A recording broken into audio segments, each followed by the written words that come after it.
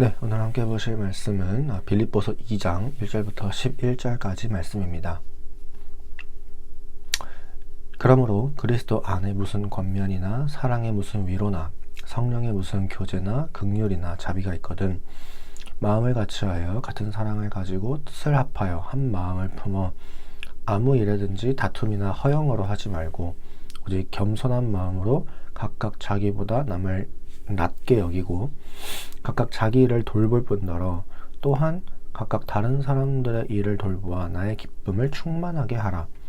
너희 안에 이 마음을 품으라. 곧 그리스도 예수의 마음이니 그는 근본 하나님의 본체시나 하나님과 동등됨을 취할 것으로 여기지 아니하시고 오히려 자기를 비워 종의 형체를 가지사 사람들과 같이 되셨고 사람의 모양으로 나타나사 자기를 낮추시고 죽기까지 복종하셨으니 곧 십자가에 죽으심이라.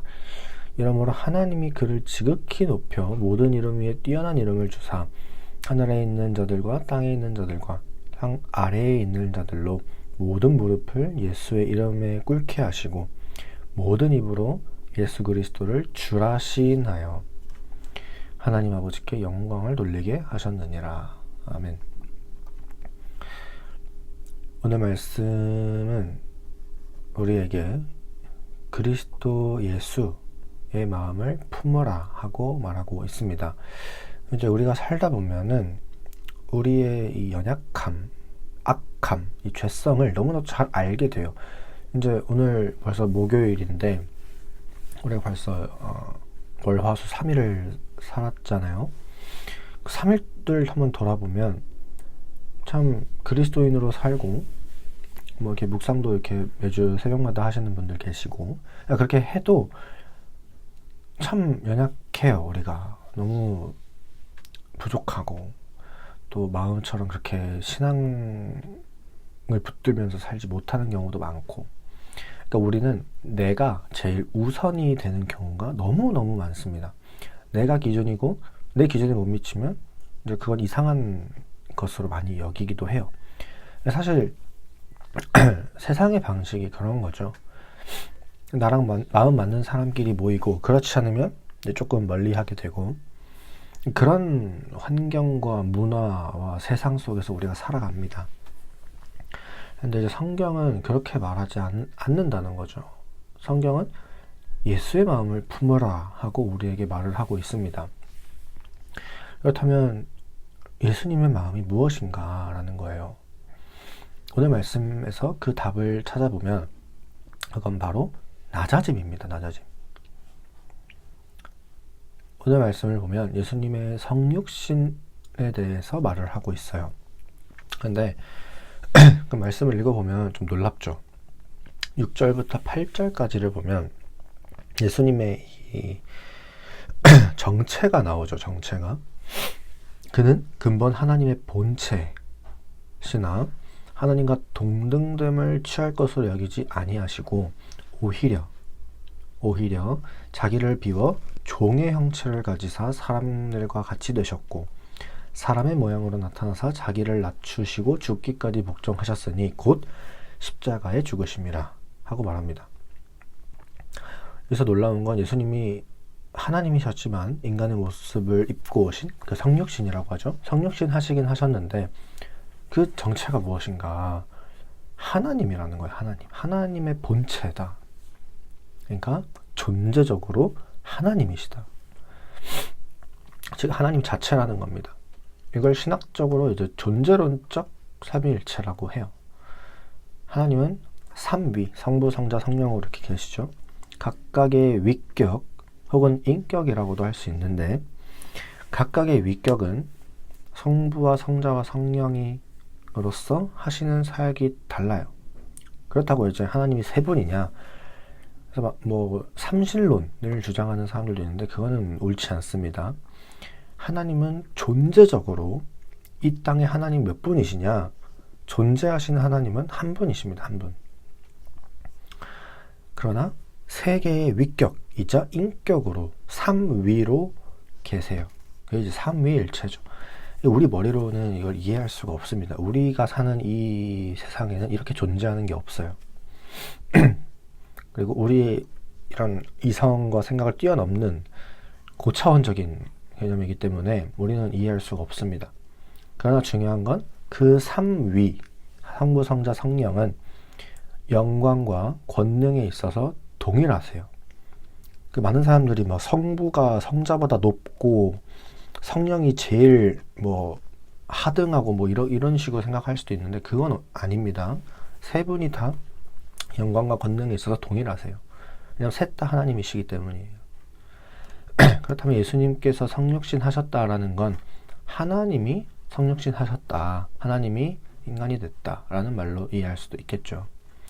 근데 사실 하나님이 이렇게 할 이유가 없잖아요. 하나님이 뭐 아쉬운 것도 없는데 이 땅을 만드신 분이고 왕이시고 한데 아쉬울 게 없잖아요. 이 땅에 오실 필요가 없단 말이죠. 그런데 성자 하나님, 이 예수님은 하나님의 본체, 하나님이시지만 동등됨을 취하지 않고 자기를 비웠어요.